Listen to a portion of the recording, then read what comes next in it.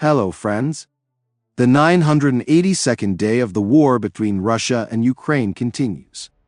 According to Deep State, Russian troops have advanced near Novokranka, Bogoyavlenka, Maximilianivka, Pobieda, Konstantinivka, and Novodmitrivka over the past 24 hours.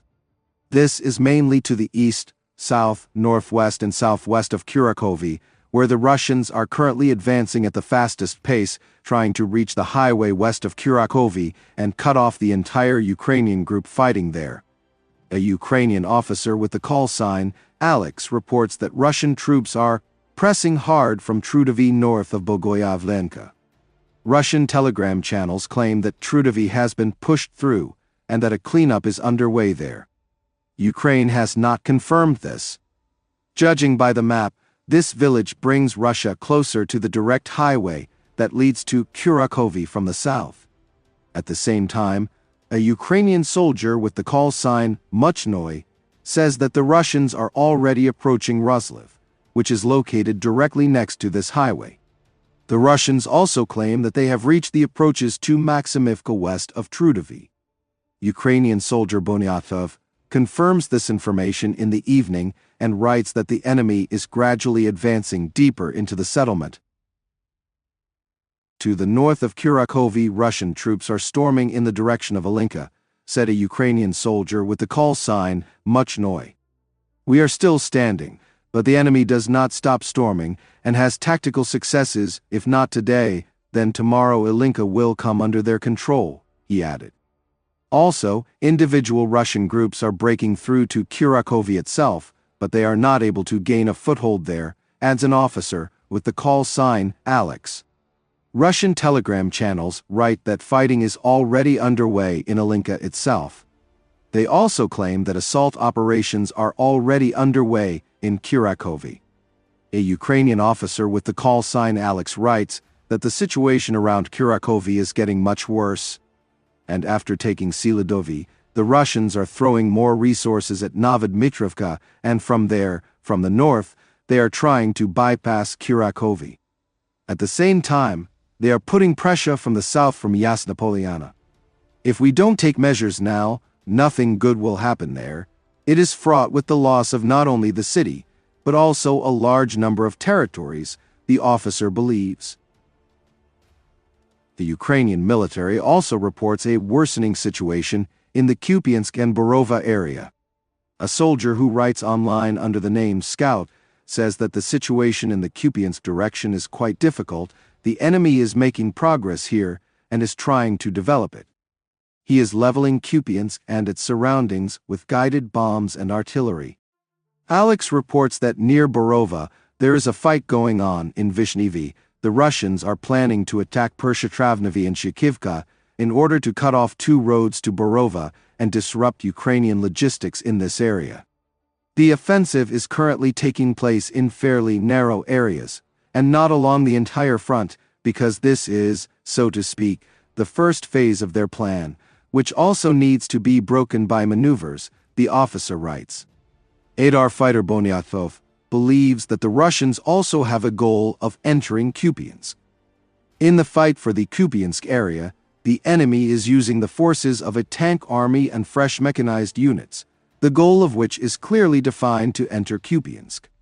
From the north, the enemy is held back by a natural barrier in the form of a river, so our forces have the ability to control its activity, confidently destroy it, and not give it a chance of success. From the south and east, the situation is somewhat more difficult. The enemy has systematic minor advances. The guys are confidently blocking possible critical breakthroughs of the defense line, the military man writes. Based on Russian maps, Russia claims to have approached Kupiansk from the northeast. Ukraine has not confirmed this. Meanwhile, Western media continue to write about the dire situation for Ukraine's armed forces at the front. Ukraine has the resources of soldiers to fight for another 6 to 12 months, after which there will be a severe shortage, writes the New York Times, citing the Pentagon. The Pentagon estimates that Ukraine has enough soldiers to fight for another 6 to 12 months, one official said. After that, he said, the country will face a severe shortage. the article says. The publication writes that U.S. military and intelligence officials have concluded that the war in Ukraine is no longer a stalemate, with Russia making steady gains and a growing sense of pessimism in Kiev and Washington.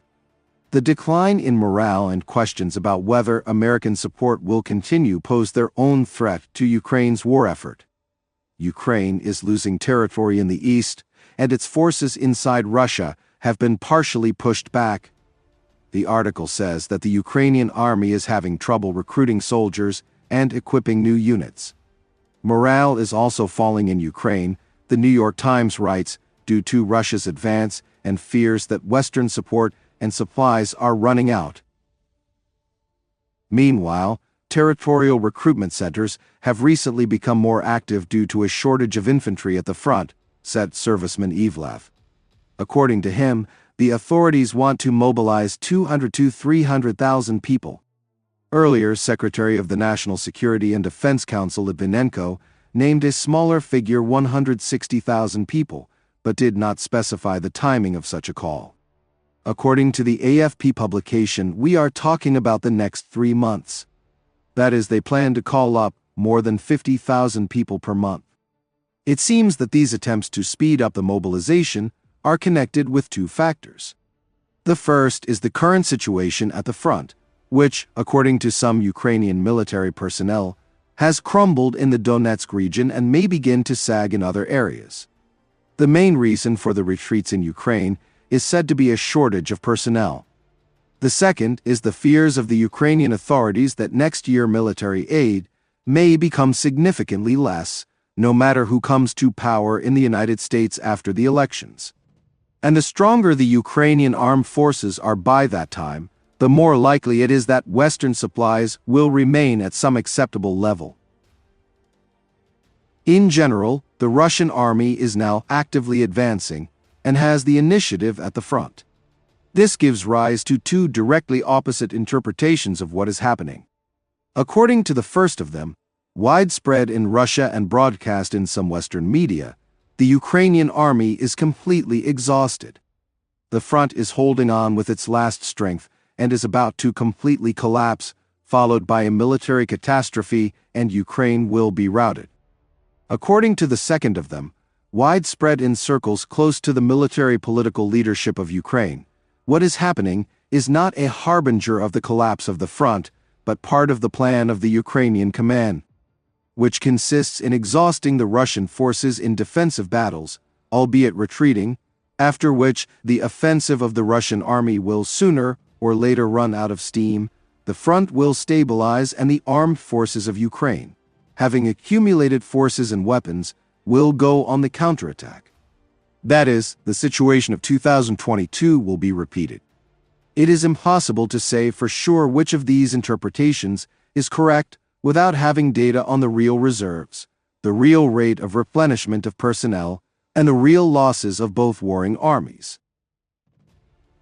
However, as I have already said, there are two indicators that will show that the situation for the Ukrainian army is developing according to the worst-case scenario.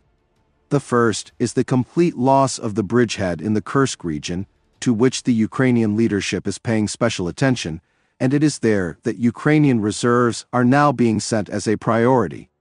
The second is a breakthrough of the Russian army to Zaporizhia and the Dnipro, which will collapse the logistics of the Ukrainian armed forces on the entire southern and a significant part of the eastern front, and will also mean the loss of two important industrial centers.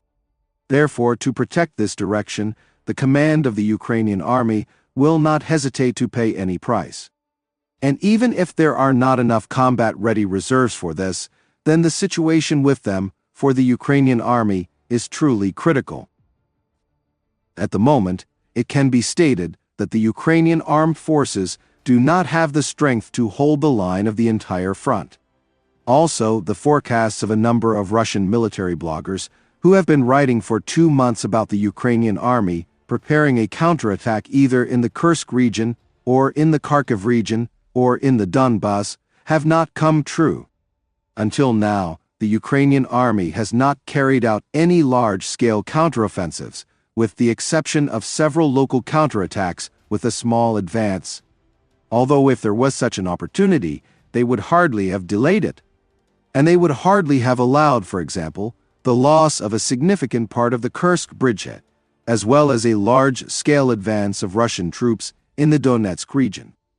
But whether this is evidence of an impending strategic crisis in the armed forces of Ukraine and a complete collapse of the defense, or is this the implementation of a plan to wear down the Russian army in defensive battles, can be judged by the two indicators that I have already mentioned above.